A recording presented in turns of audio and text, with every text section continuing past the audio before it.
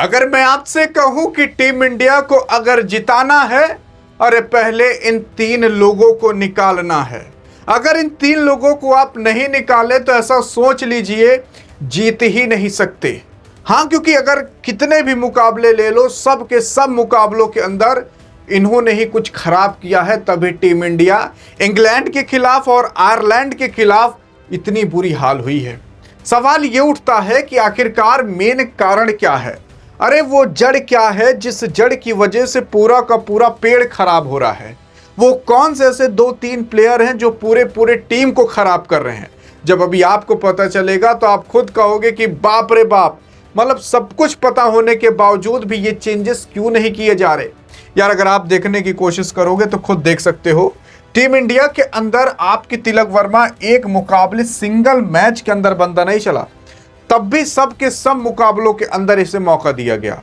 संजू सैमसन को 1-2 मुकाबलों के अंदर मौका दिया गया, उसके बाद तुरंत कहा गया कि आप बाहर बैठिए, आप खेल नहीं पा रहे। अरे ये वो बंदा है जो T20 वर्ल्ड कप के लास्ट के 3 मुकाबलों के अंदर 70-80-90 ठोक करके बता दिया था कि देख भैया, हम ही बड़े मैच के खिलाड़ी हैं।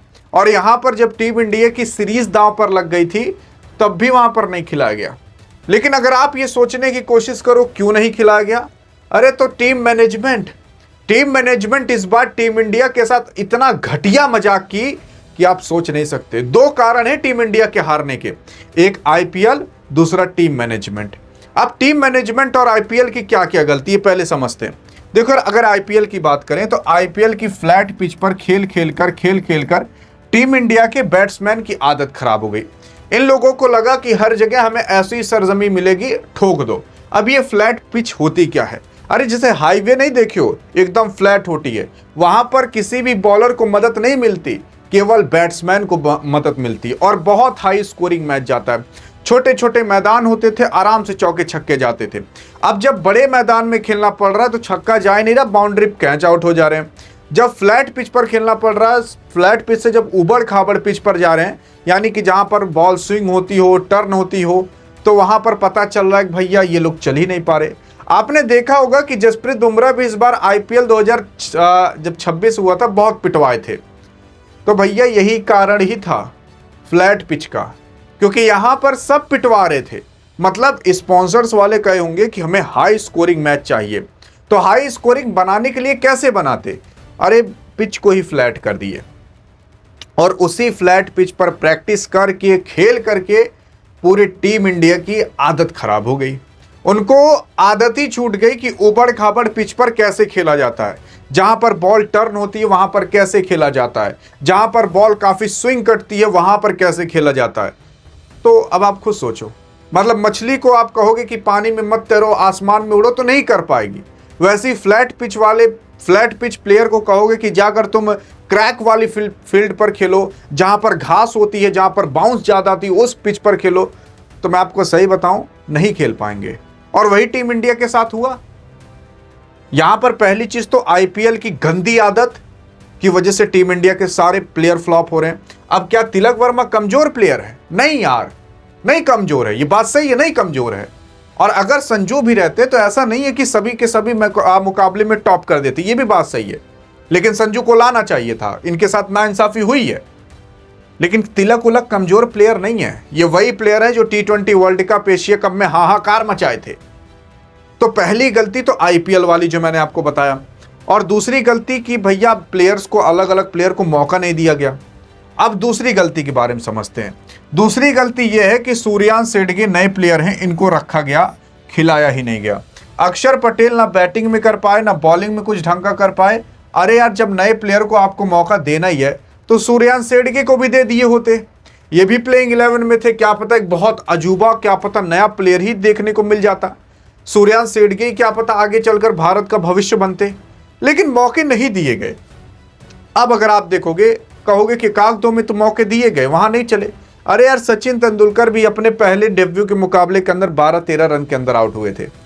गौतम गंभीर हेड कोच की बात करें तो उन्होंने भी अपने डेब्यू के मुकाबले में 11-12 रन बनाए थे और ज्यादा नहीं बनाए थे। तो आप क्या इनसे एक्सपेक्ट कर सकते हो कि ये भी उनसे ज्यादा मार दे? लगभग सभी लोग अपने डेब्यू के मुकाबले में फ्लॉप होते हैं, तो ये बंदा भी हुआ होगा। लेकिन इसको मौका नहीं दिया गया। अरे जब हारना था ही तो कम से कम इसको मौका देकर हारे होते, क्या पता ये बहुत अच्छा परफॉर्मेंस ही कर देता। दूसरी गलती यहां पर सबसे बड़ी हुई। अब तीसरी गलती यार, अगर आप देखोगे तो टीम इंडिया के स्पिनर्स नहीं चले, और बिल्कुल भी नहीं चले। एक मुकाबला तो खड़े आपके रवि बिश्नोई हरा दिए, जहां पर टीम इंडिया पूरी तरीके से जीत चुकी थी। दूसरा मुकाबला अगर आप देखो, मतलब उसके बाद देखोगे, वरुण चक्रवर्ती भी कुछ वैसा खास नहीं कर पाए जितना खास इनको करना चाहिए था। कर सकते थे आपके वरुण चक्रवर्ती और खास, लेकिन आप देखोगे तो इनको 10-12 मुकाबलों में केवल 2-4 विकेट ही मिले और बहुत ज़्यादा विकेट नहीं मिले हैं। अरे वरुण चक्रवर्ती वो प्लेयर रहा करता था जिसे T20 वर्ल्ड कप में बहुत इंपॉर्टेंट स्पिनर माना जाता था। अब चाहते तो आप रवि बिश्नोई की जगह कुलदीप यादव को भी रख सकते थे। वो एक्सपीरियंसदार, हुनर, और उसका 200 विकेट, और मतलब अब बहुत सारे ऐसे रिकॉर्ड्स हैं। T20 में नहीं, ODI में 200 विकेट होने वाले हैं, लेकिन कुलदीप यादव को नहीं लाया गया। तो ये गलती है कि एक्सपीरियंसदार प्लेयरों को मौका नहीं मिला, और जिनको मौका मिलना चाहिए तो उनको भी नहीं मिला। लेकिन एक और बहुत बड़ी गलती जो सबसे छुपा जा रहा है, जानते हो? टीम मैनेजमेंट की। अरे टीम मैनेजमेंट इस बार देखो, टीम मैनेजमेंट भी नहीं चाहती कि हमारी टीम हारे, लेकिन उनकी गलती की वजह से टीम हारी है, तो गलती तो उन्हीं की दी जाएगी। अब उनकी गलती यह है कि उन्होंने यार वैभव के साथ खूब खेल किया, कि भैया इतना उसका चढ़ा दिया हाइप कि वैभव अब खेलेंगे, अब खेलेंगे। सिंपल सा उसको आयरलैंड के खिलाफ डेब्यू करने देना चाहिए था। छोटी टीम के खिलाफ खेला होता तो क्या पता जिता दिया होता, फिर बड़ी टीम के खिलाफ उतारना चाहिए था। अरे यार, अगर आप पढ़ना चालू किए हो और डायरेक्ट आपको हम 12वीं क्लास की किताब उठाकर दे दें या MBBS की किताब उठाकर दे दें तो आपका क्या हाल होगा। वैसे ही अभी आप केवल खेलना सीखे हो और डायरेक्ट आपको इंग्लैंड के खिलाफ उतार दिया जाए तो आपका क्या हाल होगा।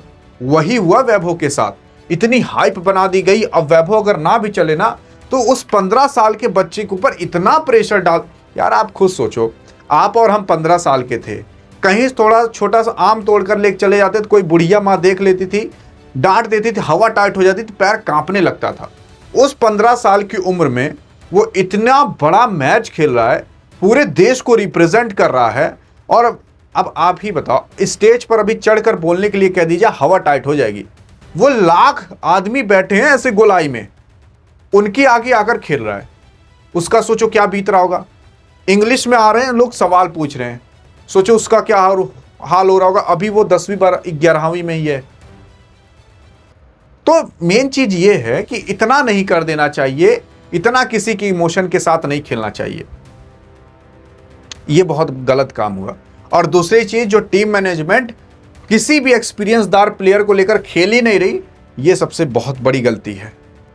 एक्सपीरियंसदार प्लेयर को रखी होती तो उसको पता होता कि मैच को निकालना कैसे है, अगर 200 बना है तो उसको चेस कैसे करना है, अगर 3 विकेट पावर प्ले में गिर गए तो अब मैच को कैसे लेकर जाना है, ये रोहित, विराट और बाकी तमाम प्लेयर को पता रहता था। अब रोहित, विराट तो T20 से संन्यास ले लिए हैं, लेकिन और भी प्लेयर हैं जो एक्सपीरियंसदार हैं, जिनको रखना चाहिए था, नहीं रखा गया। अरे जब कप्तान सूर्य को ही बाहर कर दिया गया तो आप और क्या ही लोगे जो T20 वर्ल्ड कप जिताया। यार देखो, टीम मैनेजमेंट को पता नहीं क्या कखौरी में खुजली मची रहती है कि वो सोचते हैं कि जो प्लेयर चले तुरंत उसको बाहर कर दो। हर्षित राणा एक मुकाबला खेला था, उसमें 2 विकेट लिया, छक्का उक्का भी मारा था, अगले मुकाबले में उसको बैठा दिए, अभी चौथे T20 मुकाबले में खेला ही नहीं। अरे जो परफॉर्म नहीं कर रहा उसको बैठाओ, जो परफॉर्म कर रहा है उसको क्यों बैठा दे रहे हो। यह सबसे बहुत बड़ी गलती है। अब आप बताओ यार, ये छोटी छोटी गलतियां ये कौन करता है, इतनी छोटी छोटी गलतियां। अब इस टीम में सबसे एक्सपीरियंसदार प्लेयर और बंदा यही है, संजू, इसको ही बैठाया गया है। इसने जो देखा वो कोई नहीं देखा। अरे इसको 10 साल से ज्यादा हो गए क्रिकेट खेलते, इंटरनेशनल वाला, तब भी IPL तो कब से ही खेल रहा है।